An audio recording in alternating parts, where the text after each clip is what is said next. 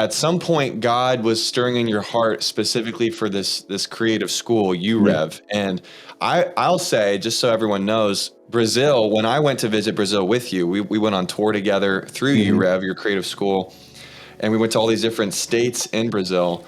And one thing that I discovered was that there's just this anointing on Brazil for creativity. I've never seen anything like it before. And so I recognized it. Clearly there was something stirring up in you. You recognize that, but I don't want to steal your thunder. Share with us the story of how God laid that vision on your heart. Yeah. So when we moved to Brazil, the idea of creative evangelism 13 years ago really didn't even exist. I remember getting there because UREV was birthed out of creative evangelism. In the United States, we would roll up at like Starbucks, pretty much anywhere where companies would allow us to set up exhibitions.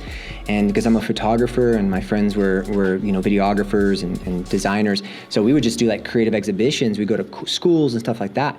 So when we rolled up into to Brazil and we were doing these kind of exhibitions, it was something that at that time Brazil had never really even seen before. So we would get these teams and we would join churches with churches, and we would go to colleges and we would set up huge exhibitions. And it was a way for us to get into the school system and be able to share the gospel, in a creative way. And that's really where UREV was born out of that heart of just reaching people in a creative way, taking Jesus to the streets. We'd always say that with a camera and a paintbrush. We'd always say that, just being creative in any way possible to share people, about Jesus. It was during that time that the Lord began to really form in us the necessity for education, because we were saying that just going to these churches and doing evangelism was great, but what would happen afterwards? I'm a huge advocate of, if you're going to do an evangelism, you better have a system and a process in place that after those people get saved, or those people who help reach those people, have somewhere where they can continually be recharging, connecting, discipling, stuff like that. So that's where UREV was really birthed out of. And we started our school 10 years ago. And it was during that time, it was just a handful of people, 20 people, and it just started multiplying. And we started doing these, schools in different parts of the country.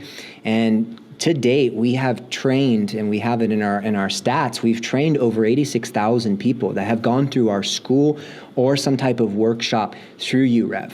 And that just came out of a heart of, let's just teach people about how to reach people through the creative means. And that's where UREV really was birthed. And now we've seen that over time, it's kind of transformed into this other type of model, which we've been just recently talking about as business as missions, which has been a phenomenal journey. But that's where UREV was really born from. And we've launched schools in different states, 5 different states.